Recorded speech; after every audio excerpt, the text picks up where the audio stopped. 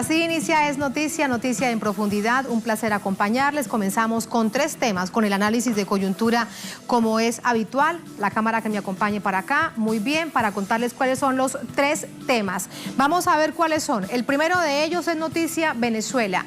Movilizaciones en respaldo al programa económico del gobierno y nuevos anuncios sobre la reconversión monetaria marcaron el segundo día de haber entrado en vigencia. Analizamos el primer impacto de esta medida. Tenemos un segundo tema en Noticia Colombia. ¿Cuál es el estado actual de las conversaciones entre gobierno Duque y el ELN? ¿Por qué la entrega de militares retenidos parece no ser un asunto de prioridad en la agenda del gobierno? Vamos a analizarlo. Y tercer tema que es Noticia México, el proceso de transición entre el presidente saliente, EPN, y el electo, AMLO, no es nada convencional. La víspera, Andrés Manuel López Obrador anunció que cancelará la nociva reforma educativa de EPN, tal como lo había prometido. Tenemos detalles, tenemos el análisis. En Noticia Casi comienza. Bienvenidos, bienvenidas.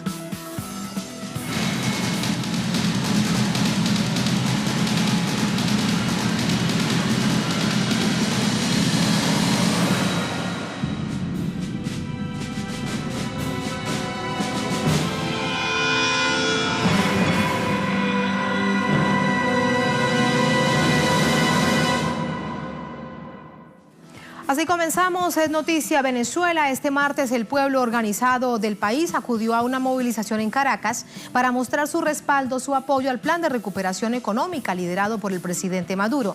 Las instituciones siguen trabajando para lograr los consensos que garanticen el éxito de esta nueva etapa económica. Miles de venezolanos salieron a mostrar su respaldo a las medidas económicas implementadas por el gobierno del presidente Nicolás Maduro. Convocados por el Partido Socialista Unido de Venezuela, los militantes tomaron las principales vías del centro de la capital. Aun cuando el optimismo por las nuevas decisiones fue la línea dominante, una inquietud recurrente durante el recorrido fue la necesidad de que las autoridades acompañen las nuevas acciones económicas con un mecanismo que evite una nueva escalada de precios por parte de los comerciantes. También este martes, el vicepresidente de Economía, Tarek El Aizami, compareció ante la Asamblea Nacional Constituyente para presentar 3 propuestas legislativas en materia fiscal y tributaria. Con ellas se propone modificar la periodicidad de la recaudación del impuesto sobre la renta, modificar la alícuota del impuesto al valor agregado para los bienes suntuosos y la aplicación de gravámenes a ciertas transacciones bancarias hasta un máximo de 1%. Esto con la finalidad de garantizar la inversión en áreas de salud, vivienda, educación y otros programas sociales. Por su parte, el ministro de Comunicación e Información, Jorge Rodríguez, ofreció un balance del desarrollo del plan económico en el país, en el que destacó que el anclaje del bolívar al petro es una medida de protección del poder adquisitivo de los venezolanos. Aseguró además que el paro nacional que la opositora patronal venezolana Fede Cámaras convocó en respuesta al plan de recuperación económica fracasó completamente. Así vamos con el análisis. Para ello nos acompaña Marco Terugui, sociólogo, poeta, cronista, militante argentino radicado en Venezuela. Hola Marco, buenas noches. Bienvenido. Buenas noches. Un placer. Gracias por acompañarnos. Gracias a ustedes. Quiero preguntarte por la movilización de esta jornada. Se convocó desde redes sociales, del Partido Socialista Unido de Venezuela, desde distintas instancias. Y de nuevo lo que escuchábamos en las calles era la esperanza de que esta nueva apuesta económica funcione. ¿Cómo viste la respuesta del pueblo en esta oportunidad? Bueno, lo primero sería señalar un hecho importante en la política venezolana, es que periódicamente hay una disputa por la calle. Y hoy era un día clave. ¿Por qué? Bueno, porque la derecha estaba convocando a una acción de calle y el chavismo estaba convocando a una acción de respaldo a las medidas y en términos generales a esta orientación económica que está intentando construir el gobierno con las medidas. Hemos visto por un lado que la derecha no logra recuperar la calle y el chavismo continúa con una base social movilizada, apostando a este momento que es muy interesante por lo que está en juego y la posibilidad de mejora, y muy complejo también por la cantidad de variables y los actores que se van a oponer a que esto pueda estabilizarse. Claro. Ahora, con respecto a la derecha, hoy evidentemente había una convocatoria también a través de redes sociales, a través de algunos de sus figuras más representativas, digamos, en Caracas. ¿Qué pasó? ¿Qué les salió mal? ¿No salieron? Poco. la derecha viene acumulando derrotas desde el año pasado, no logran recuperar la calle, convocan a un paro pero tienen un problema, digamos. ¿Quién para un país? Los trabajadores, pero los trabajadores no acompañan a la dirigencia de la derecha. Hoy el liderazgo de la derecha está en crisis. Y los empresarios que intentan sabotear las iniciativas del gobierno, no todos, sino una parte. Entonces podemos decir que la derecha no logró su cometido, en particular porque hoy, digamos, podríamos decir que se amaneció en Venezuela con expectativa. No quiere decir con certeza, ¿no? Acá no hay una respuesta mágica, pero en términos generales se ve que el gobierno tomó una cantidad de decisiones importantes sobre macroeconomía y el sentir general de la población es expectativa de que efectivamente se pueda encontrar una solución, sea chavista o sea opositor. Sacando de lado la base social más cerrada de la derecha, en general se espera que esto se estabilice, digamos. El venezolano a pie no quiere ni drones, ni guerras civiles, ni hiperinflación. Y el asesinato del presidente. Quiere un país en paz, con una economía estable. Ese es el pedido general y se está por ver si se logra ese objetivo. Claro. Algunos comercios no abrieron, no en su totalidad. ¿A qué crees que se debe? ¿Al proceso de la reconversión o habrán acudido al llamado de ese supuesto paro general nacional? Creo que hay un poco de las dos cosas. Creo que también hay comerciantes que están viendo qué es lo que va a pasar. Digamos, acá hay una gran disputa por los precios, ¿no? En este momento es el epicentro concreto del éxito o no de las medidas. Se quitaron los ceros, se aumentó el salario, se está anclando el bolívar al petro, se está liberando el control de cambio y eso hay que ver si surte un efecto tal que desaparezca el dólar paralelo y se logre frenar esta escalada de precios. Entonces la pelea está ahí.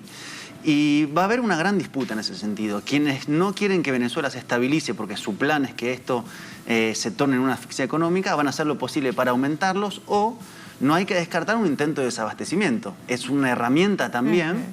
Que ya se vio en Venezuela. Exactamente. Al momento de poner un tope a los precios, se genera un desabastecimiento. El gobierno anunció que hay acuerdo para una cantidad de productos, o sea, con una cantidad de empresarios que estarían dispuestos a cumplir este acuerdo. Esperemos que esto se pueda sostener, porque, insisto, ahí va a estar el epicentro en este momento, en lo más visible del éxito o no de la medida en el cotidiano de la gente. En el cotidiano de la gente que se refleja en la macroeconomía referente al congelamiento, a la disminución de la hiperinflación. Eso es lo que la gente realmente espera. Ahora bien, con respecto a los empresarios, el gobierno decía, hemos ido directamente a conversar con los empresarios porque con Fedecámara no se puede, porque juega, lo hemos visto durante todos estos años, como un actor político, como un partido político. Entonces, ¿qué representa al ver esta cantidad de empresarios reunidos con el gobierno?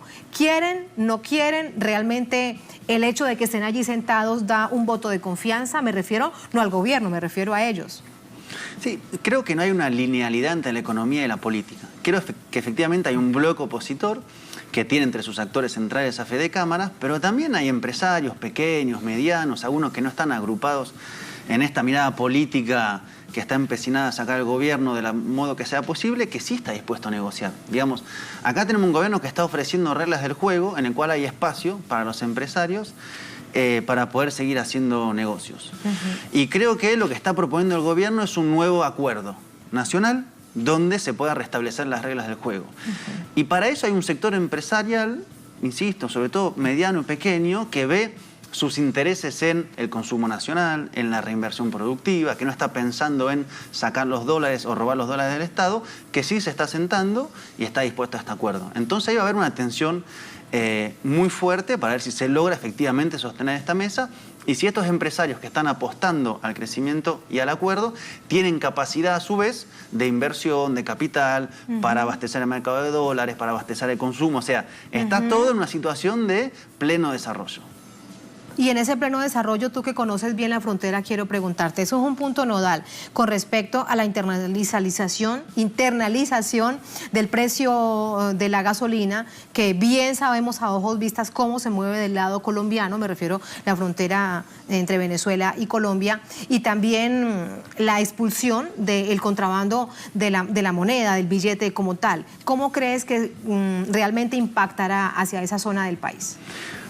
Creo que la apuesta con la medida es cortar la rentabilidad del negocio del contrabando de gasolina, elevándolo a precio internacional, a su vez aplicando un subsidio directo, y hay que ver después cómo eso se impulsa realmente. Es decir, si algunos sectores van a intentar entonces contrabandear lo que tenga subsidio, por ejemplo, si los que contrabandean la gasolina en Colombia igualmente están dispuestos a pagar por una gasolina más cara de lo que está ahora porque les sigue siendo más rentable esa gasolina que una gasolina importada de un país de Medio Oriente. Pero en términos generales la apuesta es cortar el negocio desde lo alto, es decir, desde su rentabilidad. Los números que han dado el ministro, por ejemplo, de Comunicación, habla de más de 10.000 millones de dólares anuales que se pierden en contrabando de gasolina. Y evidentemente eso también nos remite a un problema nacional, que acá es interesante traer sobre la mesa la investigación del fiscal general, que ha venido desde el año pasado diciendo que también hay corrupción en espacios como en PDVSA. Entonces, son muchas batallas juntas. Por eso, insisto, en este momento de Venezuela es difícil pensar una respuesta mágica, que algo va a pasar como un botón y de repente se va a arreglar. Lo que se ve es una iniciativa muy fuerte para poner muchas variables de nuevo en debate y combinarlas juntas para estabilizar. Hoy lo que pide la gente es que se estabilice. Exacto. Digamos, detrás de ese debate, yo te puedo decir, hoy en mi barrio, en mi cuadra, había una cola para comprar harina de maíz a precio bajo. O sea, sigue habiendo una demanda y ese es el principal sentido concreto, inmediato de la gente. Ahora, entre la macroeconomía, la variable, el dólar paralelo, las importaciones, el petro, ¿no? Que son grandes ejes, y lo concreto de la gente, hay que ir acortando esa distancia. Y claro, lo va a ver la gente, lo concreto. El asunto, Marco, es que en economía bien sabemos que los procesos no son tan rápidos como se quisieran, más en una situación tan compleja de guerra económica como la que vive Venezuela. ¿Hay paciencia, hay confianza en el sector militante chavista? El gobierno ha dicho 90 días para estabilizar y yo no tengo ninguna duda que enfrente van a hacer todo lo posible para que no suceda. Y esto es interesante verlo cuando uno piensa cuál es la estrategia contra Venezuela. Hay dos tiempos en permanencia. Un tiempo que es el económico. Desde que Maduro asumió el gobierno hay un ataque cada vez más fuerte sobre la economía internacional y nacional, declarado. O sea, no es que hay que pensar en investigar muy fino. O sea, los Estados Unidos dicen que lo están haciendo. Ese escenario de desgaste económico lo utilizan para crear condiciones. Por ejemplo, para que haya descontento popular, por ejemplo, para intentar ganar elecciones, y es como su carta permanente sobre la cual trabajan para que haya un desenlace. Si el gobierno lograra, y el chavismo en términos generales como proyecto y movimiento, estabilizar la economía, viniendo de 4 victorias electorales, significaría una tranquilidad y una pérdida muy fuerte de iniciativa por parte de los sectores golpistas. Por eso estamos en una pulseada muy fuerte. Y esa pulseada tiene los Estados Unidos, Colombia en la zona de frontera, desde su gobierno, el paramilitarismo, los empresarios en Fede Cámaras, los partidos de la derecha. O sea, ese gran bloque, que es el bloque que enfrentamos y que está dispuesto a todo, literalmente, para sacar al gobierno chavista elegido por los votos. Hay preocupación, entre otras cosas, con respecto a sacar al presidente a como de lugar en distintas partes del país, y tiene mucho que ver con uno de los hechos más graves de las últimas semanas, es como el atentado al presidente Maduro. La protección debe ser aún mayor, no solamente para él, me refiero, si incluso debe pensarse de esa manera, que seguirán intentándolo. Yo no tengo ninguna duda, y lo que pasó con el intento de magnicidio fue una sorpresa, pero era esperable, en el sentido de cuál es el repertorio de acción de los sectores golpistas. Acá hay un escenario muy concreto. Pasó el tiempo electoral, queda una elección en diciembre y luego se ha ganado, y el chavismo ha ganado. Ahora, si quieren sacar al gobierno no es por elecciones. Hay un repertorio posible de acciones. Bueno, vimos el magnicidio, trabajan para un golpe de Estado, están construyendo el escenario internacional para una posible intervención, tienen fuerzas paramilitares desarrolladas en varios territorios. Todo eso lo van combinando y van viendo qué puede surtir efecto. Ahora, cuando uno escucha declaraciones de dirigentes de la derecha que dicen esto se termina por la fuerza, bueno, evidentemente hay que prepararse para eso. Y luego el intento de magnicidio... Lo que pasa es que, permíteme que te interrumpa, hay algunos que lo dicen, como María Corina Machado, que lo repite desde hace tanto tiempo que ya nadie le cree. Por eso también a veces algunos dicen, no, esto no va a volver a suceder porque habrá mucha más protección. Se desarman los planes antes de que logren ocurrir, como por ejemplo luego del ataque con los drones, la operación Caín, que es un plan para asesinar dirigentes chavistas. Y si uno lo piensa, tampoco es tan nuevo. Pensemos en Robert Serra, pensemos en Ricardo Durán. O sea, forma parte de lo que están dispuestos a hacer. Yo creo que hay una desesperación. Digamos, lo que pasó con los drones, más que una acción de una posición de fuerza, es de debilidad. Acá estamos frente a una derecha nacional que no logra rearmarse, que está dividida, que no tiene estrategia, que no tiene liderazgo, que tiene a sus dirigentes, como que en el caso de disputa Julio públicamente Borges, su poder. prófugo, sí, y un poder que, digamos, No, se me disputa refiero, un poder que no tienen. me refiero a su poder personal, un Capriles contra, no sé, el expresidente de la Asamblea Nacional. Exactamente. Ese es el escenario que tienen ellos. No es un escenario donde digan, bueno, tenemos una correlación de fuerza, movilización, calle, trabajo en los territorios, podemos movilizar a una... Están, al contrario, en retroceso desde el año pasado y hoy, en términos generales, uno camina por la calle, habla con la gente, no hay un liderazgo que la gente se siente identificada. Y el chavismo sigue siendo 30% o más de la base social de este país y sigue siendo la misma base popular que está en un momento en el cual siente que tiene una iniciativa. Pasó la iniciativa política, viene la iniciativa económica y va a jugar todo lo que pueda para sostenerlo. Ahora, insisto, estamos frente a poderes fácticos económicos que logran, por ejemplo, hacer un bloqueo económico, financiero sobre un país, que van a desatar todas sus cartas.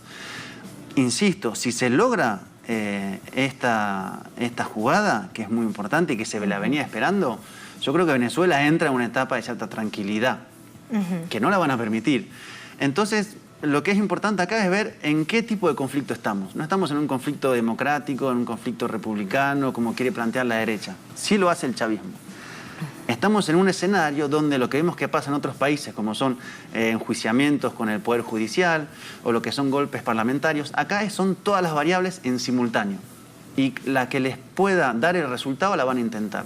Van a intentar un desenlace permanente por la fuerza de acá hasta que logren su cometido, cosa que no vamos a permitir. Claro, con respecto al bloqueo, me quedan allí dos preguntas por hacerte. Y esta tiene que ver con digamos, el quite que le hace el gobierno para anclar estas nuevas medidas al petro para no tener que depender del dólar.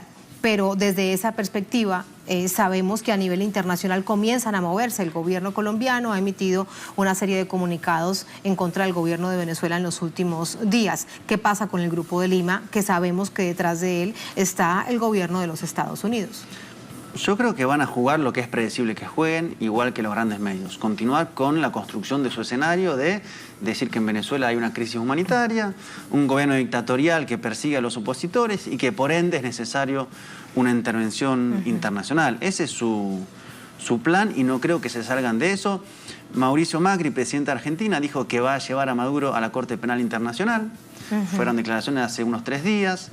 Insisten que no hubo un atentado contra Nicolás Maduro. Digo, tomemos la gravedad del hecho y la gravedad de negar el hecho, ¿no?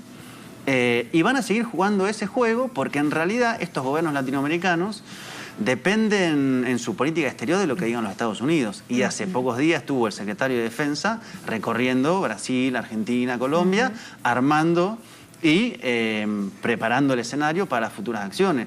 Nosotros acá tenemos gobiernos totalmente subordinados, además con un rédito muy pobre. ¿Qué gana el gobierno de Argentina con los Estados Unidos? Nada, sino es una subordinación, una pérdida económica y una instalación de bases militares, por ejemplo, en la zona de Neuquén. Ahora, van a hacer lo que está previsto que ellos hagan. ¿Estarán dispuestos a más? ¿Están dispuestos los Estados Unidos a dar un paso mayor en la intervención? Bueno, mandaron el buque a Colombia como una forma de presión permanente, ¿no? Como ir preparando el escenario.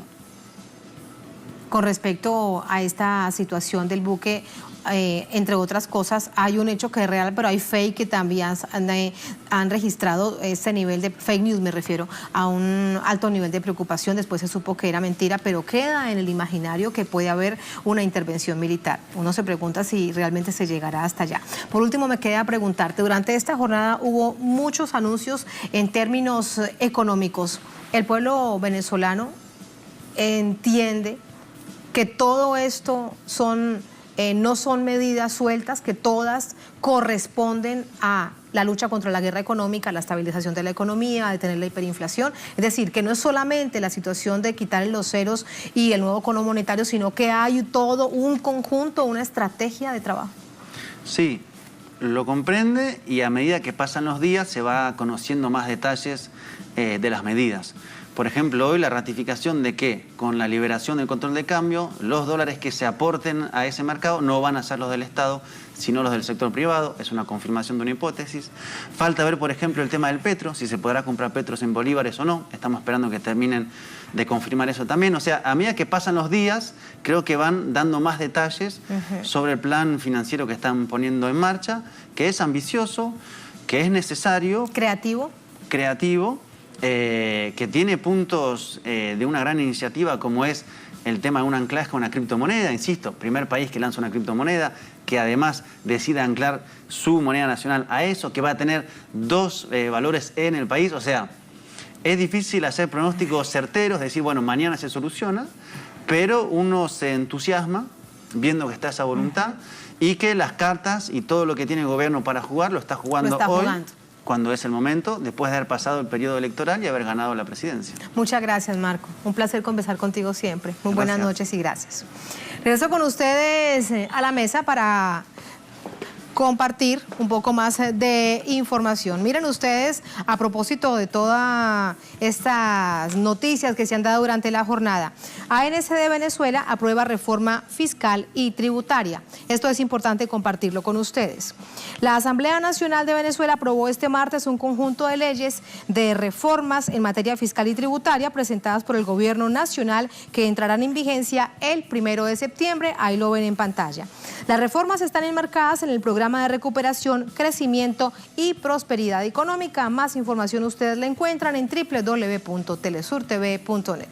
Así nos vamos a la primera pausa en esta emisión de Es Noticia. Al regreso, en Noticia Colombia, planteamos dos preguntas. ¿Cuál es el estado actual de las conversaciones entre el gobierno de Duque, el nuevo gobierno, el entrante de Iván Duque, y el ELN? ¿Por qué la entrega de militares retenidos por parte de este grupo insurgente parece no ser un asunto prioritario en la agenda cuando estamos hablando de un asunto humanitario? Lo analizamos al volver en Es Noticia.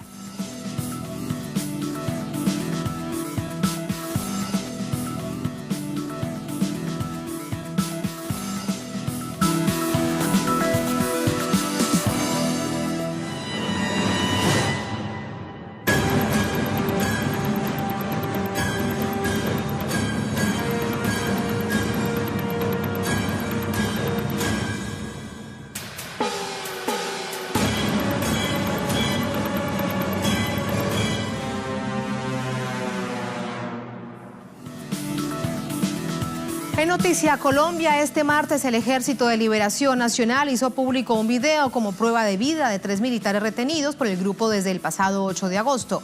El ELN asegura que su objetivo es dinamizar la gestión de liberación. Denuncia que el Ejecutivo de Duque no ha adelantado contactos para esta operación. Aquí tenemos los detalles. El audiovisual difundido por el ELN da fe de vida de Orlando Jair Vega Díaz, Juan Pablo Rojas Obando y Eduardo Caro Bañol, miembros del Grupo de Caballería Mecanizado número 18 del Ejército Colombiano, retenidos por el grupo insurgente el pasado 8 de agosto en el departamento de Arauca, al norte del país. Los 3 soldados se presentan y piden al gobierno que dinamice los diálogos para conseguir su liberación.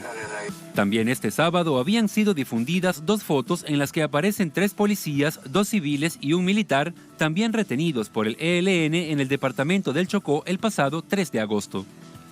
En un comunicado publicado la víspera, el grupo guerrillero informó que acoge la propuesta del gobierno de realizar el acuerdo sobre los protocolos de la liberación en Colombia. Por tanto, miembros de la delegación de paz que permanecen en La Habana retornarán al país para concretar el pronto inicio de la operación como una responsabilidad conjunta.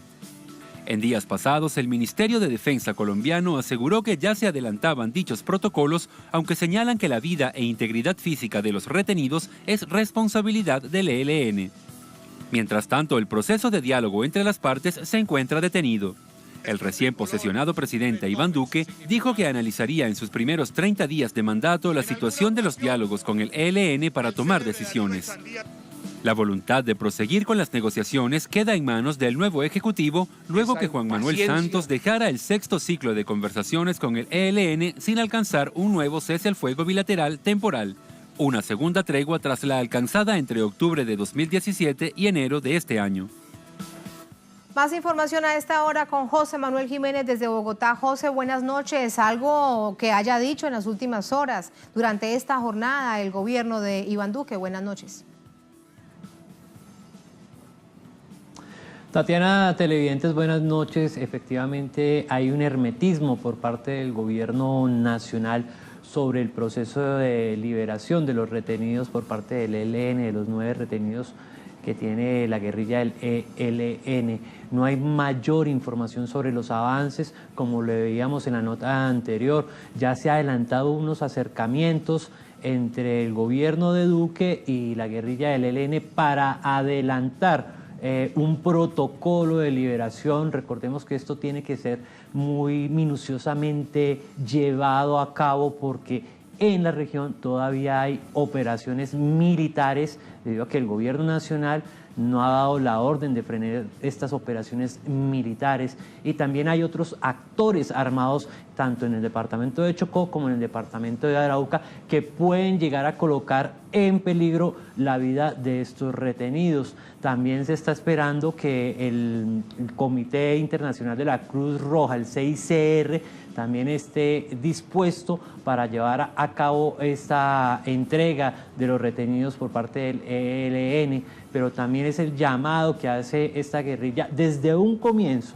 Desde que se tuvo noticia de los retenidos, el ELN siempre ha dicho: estamos en la disposición de entregarlos sanos y salvos al gobierno nacional, regresarlos a sus familias, pero no se ha podido dar esta liberación debido a que el gobierno de Duque los primeros días tuvo una reacción de que no se iba a dejar presionar por parte del Ejército de Liberación Nacional y que continuaría combatiéndolas.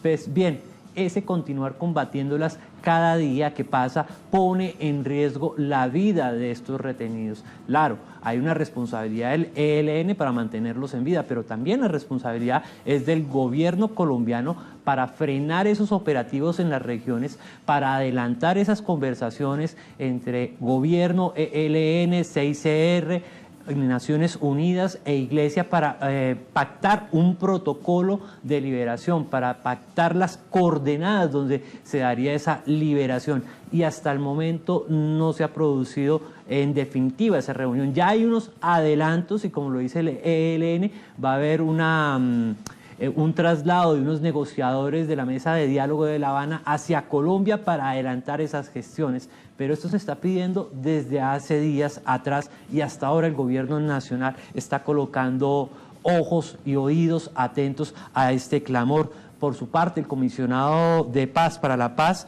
Miguel Ceballos, tampoco se ha pronunciado sobre este tema. Pareciera que el tema de los diálogos con el ELN, el tema de la liberación de los 9 militares, soldados, policías, no está en la agenda y no es una prioridad. Y recordemos que el 7 de agosto el recién posesionado presidente Iván Duque dijo que daba 30 días para analizar el proceso de diálogo con el ELN. Han pasado 14 días y no hay información pública de si ya se ha hecho reuniones con esta guerrilla sobre el tema del diálogo, precisamente si continuar con la mesa, si ya se ha hecho la evaluación con Naciones Unidas, con los países garantes sobre lo que dejó el anterior gobierno, el gobierno de Juan Manuel Santos, con los 6 ciclos que se adelantó con esta guerrilla. Hasta el momento no hay información, ya han pasado 14 días, los colombianos no saben si los 30 días iniciaban a partir del 7 de agosto, es decir, a partir de su posesión,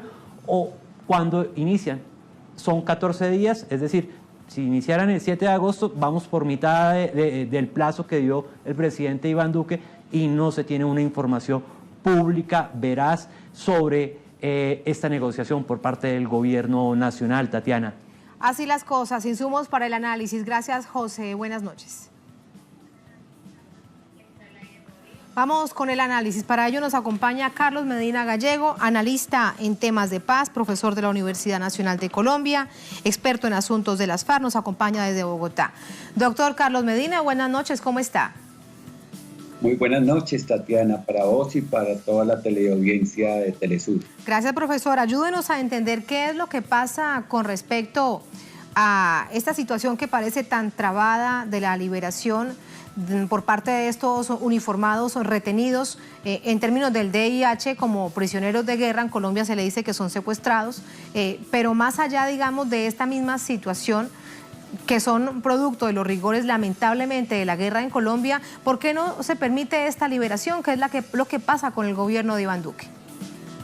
Bueno, digamos que primero el gobierno de Iván Duque está haciendo las valoraciones del proceso con el ELN, la está haciendo de manera discreta, y tengo conocimiento de que se ha venido reuniendo con distintos sectores que han opinado sobre las posibilidades y potencialidades de los diálogos y de las conversaciones que se puedan retomar con el Ejército de Liberación Nacional en La Habana. Es decir, tengo conocimiento, porque he participado en algunas de esas reuniones, de que el gobierno está haciéndose a un criterio en materia del manejo que puede darle a los diálogos con el ELN. Y tengo también conocimiento, por lo que se ha hecho explícito, de que el ELN ha puesto a disposición del gobierno del presidente Iván Duque toda su voluntad para mantener los diálogos de La Habana y entrar a tomar en consideración no solamente los avances que se han realizado, sino en general todas las posibilidades que tiene esos diálogos. Pero hay un elemento primero que debemos tomar en consideración, y es la voluntad explícita del ELN de avanzar en las conversaciones de paz, de acuerdo con unos procedimientos que seguramente el nuevo gobierno Iván Duque va a revisar y va a tomar en consideración.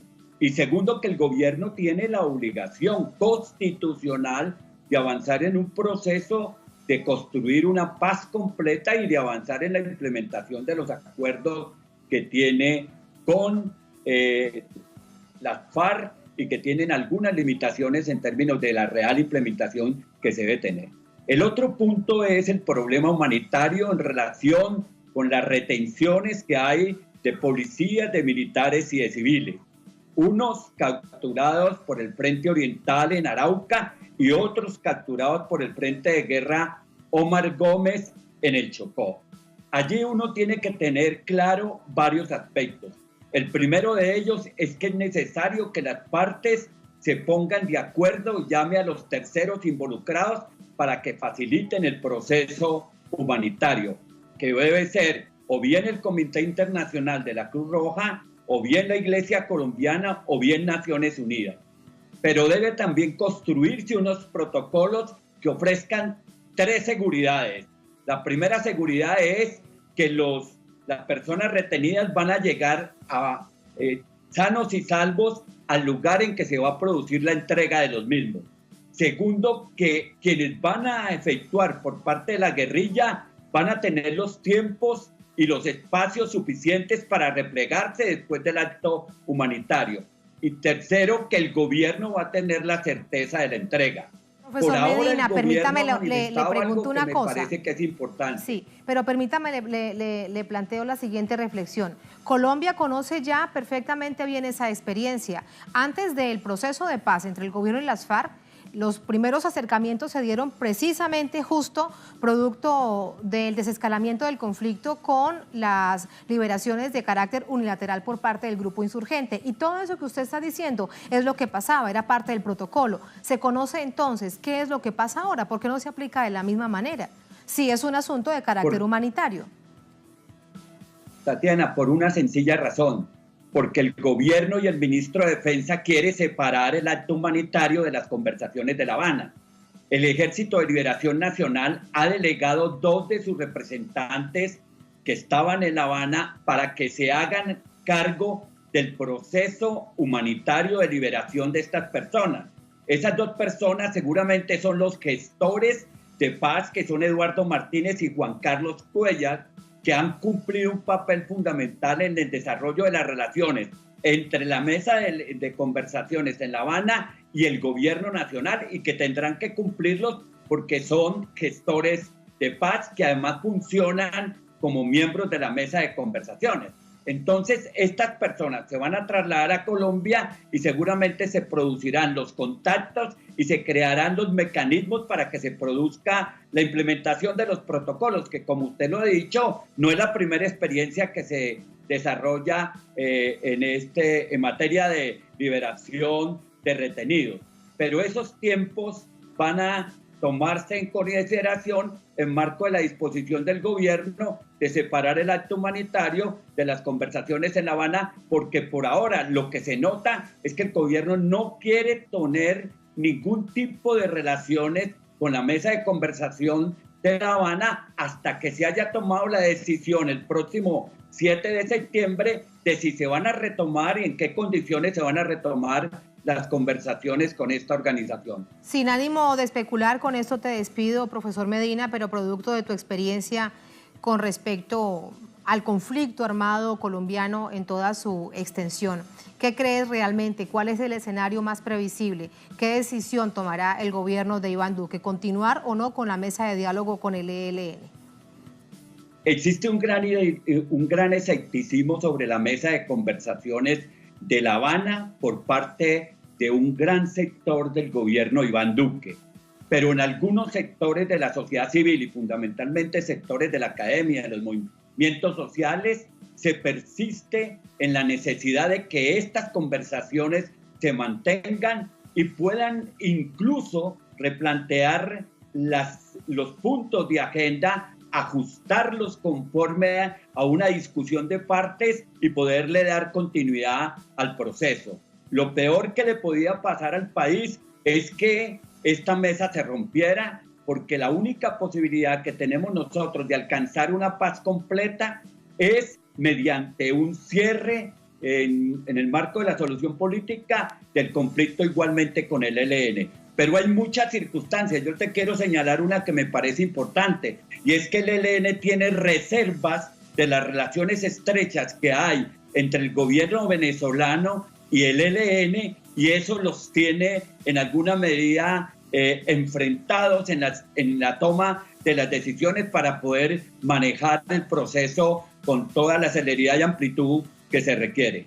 Pues ahora que no vayan a decir que el gobierno venezolano ha intervenido de alguna manera o negativamente en el deseo de paz de Colombia, porque ha sido todo lo contrario históricamente. ¿Cuánto ha sido la apuesta del gobierno venezolano para que haya paz en Colombia?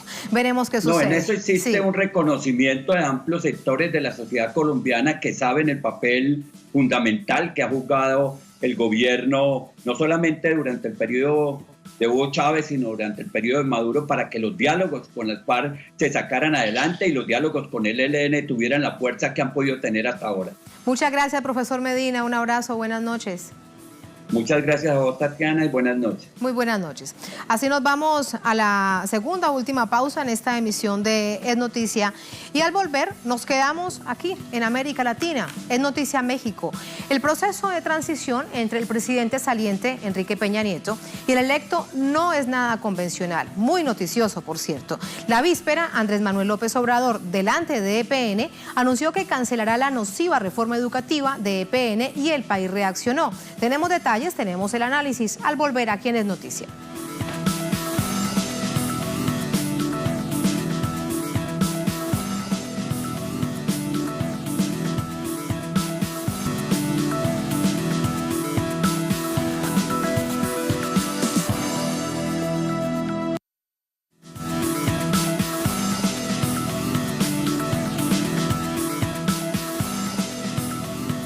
En Noticia México, tras concluir la primera reunión de transición entre el presidente electo Andrés Manuel López Obrador y el saliente Enrique Peña Nieto, las líneas del nuevo mandatario quedan totalmente definidas. Aquí los detalles. Aun cuando faltan 5 meses para la transmisión de mando, el actual presidente Enrique Peña Nieto y el electo presidente Andrés Manuel López Obrador iniciaron formalmente la transición de poderes y de funciones en el Palacio Nacional. Esta transición se está dando en cooperación, con apoyo del gabinete actual, para que contemos con tiempo suficiente con la información que se requiere. La víspera, AMLO anunció que cancelará la reforma educativa implementada y defendida por Peña Nieto. El mandatario aseguró que será sustituida por otra que tomará en cuenta a los maestros y padres de familia. La enmienda constitucional aprobada en 2013 ha generado múltiples protestas de diferentes movimientos del país y ha dejado como consecuencia represión, detenidos y asesinatos. Dicha enmienda estuvo acompañada por las reformas energética y de telecomunicaciones, todas impulsadas por Peña Nieto de acuerdo con los principios neoliberales.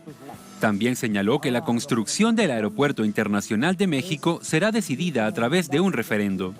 Estos anuncios forman parte de las promesas de campaña de AMLO, quien anteriormente denunció que la obra es innecesaria y responde a intereses políticos y económicos más que a cuestiones técnicas.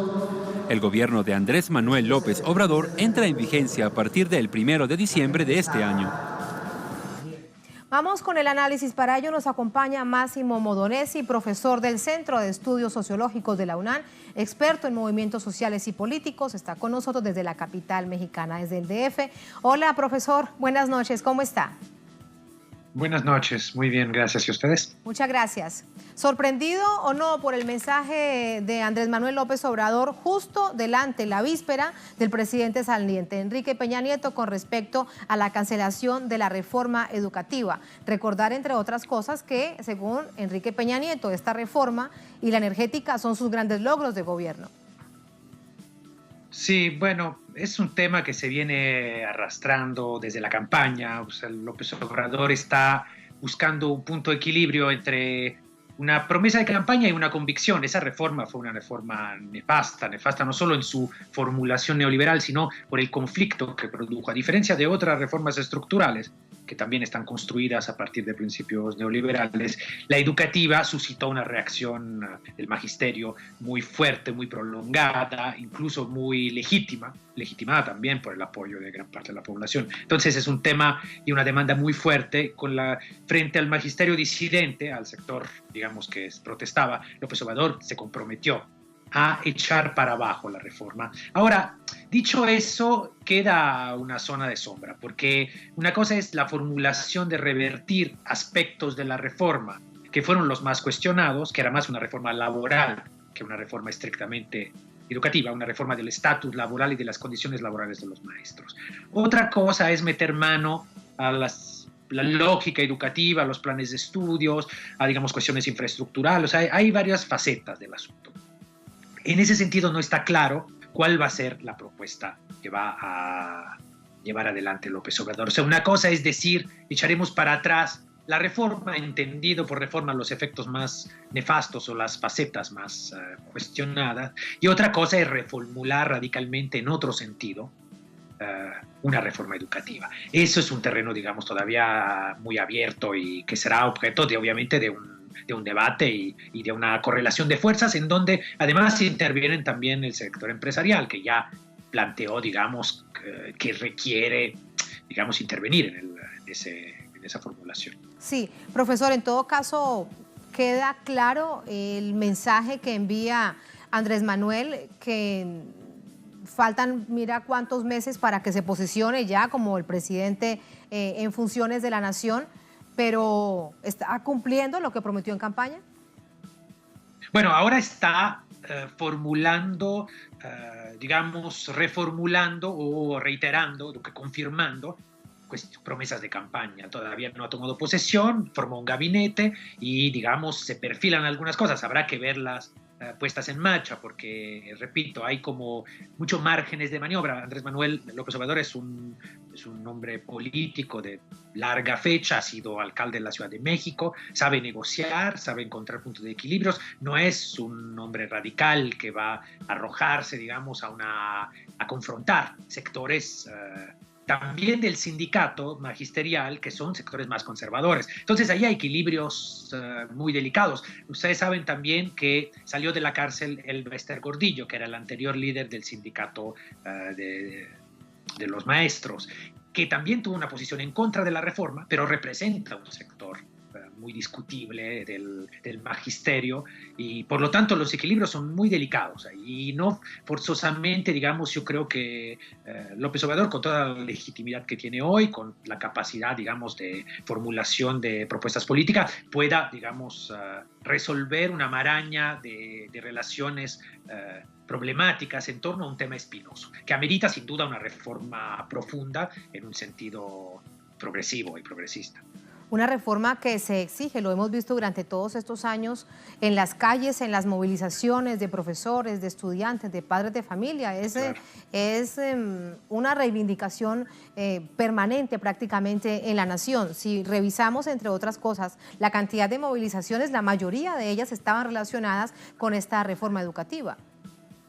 Sí, eran movilizaciones en contra de la reforma. Ahora no va a ser tan fácil ponerse de acuerdo sobre las características de una reforma, que por un lado también implica una cuestión, digamos, llamémosla así, infraestructural. O sea, una primera cuestión no solo es reformar en el sentido de modificar ciertos planteamientos, es también una inversión pública muy importante, porque el problema es también de infraestructura. O sea, la escuela pública en México tiene un problema de inversión, ha sido abandonada hace, diría, décadas, y por lo tanto también el tema no es solo de encontrar, digamos, la cuadratura del círculo en términos de cuál es el sentido educativo y cuál es el lugar del maestro, que ha sido, digamos, lo que se ha cuestionado, sino también darle un gran impulso a eso. Y en ese sentido López Obrador se ha comprometido, pero es una tarea titánica, no solo encontrar esos equilibrios, sino también movilizar los recursos que requerirían tantos años de abandono en la inversión en la escuela pública. En una nación en donde lo que se intenta es disminuir lo público y ampliar lo privado. Ahí, como siempre,